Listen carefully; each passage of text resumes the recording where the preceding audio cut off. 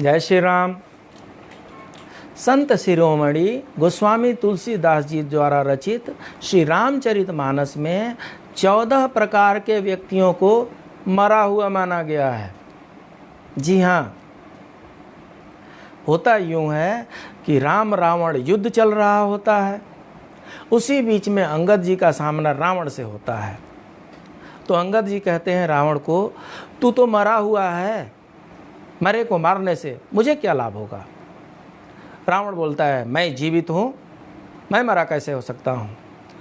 तब अंगद बताते हैं, सिर्फ सांस लेने वाले को जीवित नहीं कहते हैं, सांस तो लोहार की धोकनी भी लेती है।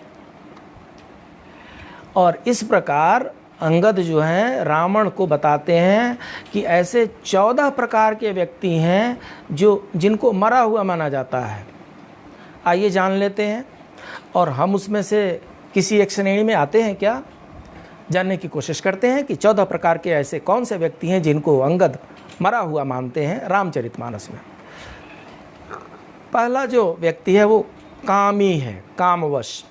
जो व्यक्ति अत्यंत भोगी हो, काम वासना में लिप्त रहता हो, जो संसार के भोगों में उलझा हुआ है, उसे मृत ही समझना चाहिए। दूसरा वाम मार्गी।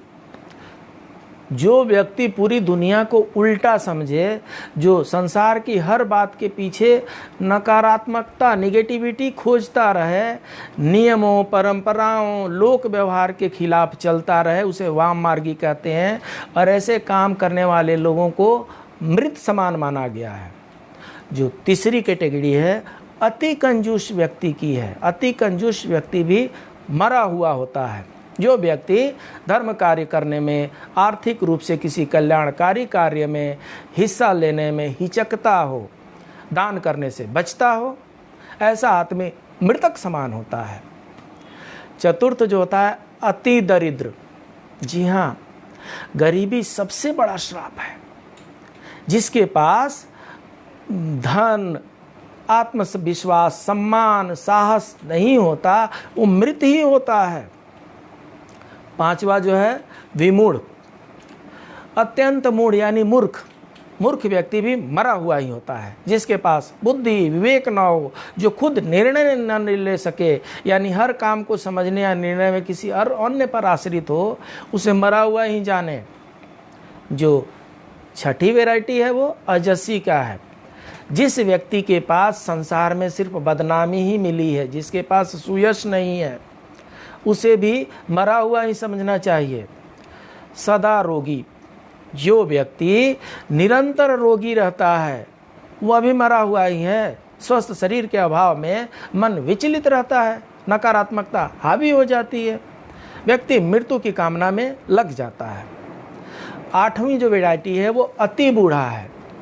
अत्यंत वृद्ध व्यक्ति भी मृत समान ही होते हैं, क्योंकि अन्य लोगों पर ये आश्रित हो जाते हैं। शरीर और बुद्धि दोनों अक्षम हो जाते हैं। जो 9th वैरायटी है वो सतत क्रोधी है।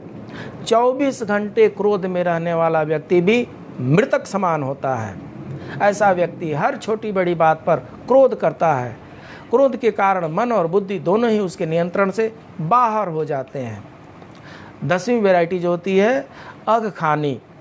अघखानी मतलब होता है जो व्यक्ति पाप कर्मों से धन अर्जित करता है, करप्ट पर्सन, भ्रष्टाचारी पर्सन, धन अर्जित कर अपना और अपने परिवार का पालन पोषण करता है, उस व्यक्ति को भी मृत ही जानना चाहिए। 11वां जो है तनु पोषक। तनु पोषक ऐसे व्यक्ति जो पूरी तरह से आत्मसंतुष्टि और खुद के स्वार्थ के लिए ही जीता है। संसार के किसी अन्य प्राणी के लिए उसके मन में कोई संवेदना नहीं है, ऐसा व्यक्ति भी मृतक समान है। 12वां जो है निंदक है। अकारण निंदा करने वाला व्यक्ति भी मरा हुआ जाना जाता है। जिसे दूसरों में सिर्फ कमी ही दिखाई पड़ती है, वो मरा हुआ ही व्यक्ति समझिए उसे। जो 13वीं वैरायटी है वो परमात्मा विमुख है। जो व्यक्ति ईश्वर यानी परमात्मा का विरोधी होता है, वो भी मृत समान है। और जो 14वां है श्रुति संत विरोधी। जो संत ग्रंथ पुराणों का विरोधी है वह भी मृत समान ही है। अतः मनुष्य को उपरोक्त 14 दुर्गुणों से यथासंभव दूर रह करके स्वयं को मृतक समान जीवित रहने से बचना चाहिए। और इस तरीके से रामचरितमानस में अंगद जी ने रावण को 14 प्रकार के लोगों को मृत बताया है।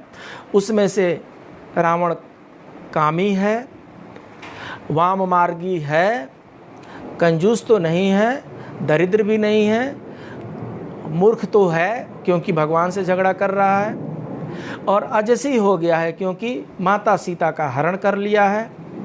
रोगी तो नहीं है, बूढ़ा भी उसको नहीं कह सकते, क्रोधी है, सतत क्रोध में रहता है, और पाप कर्मों से धन अर्जित करता है इसलिए अगखानी भी है, और बड़ी ही स्वार्थी व्यक्ति है, संत विरोधी है, परमात्मा विमुख है,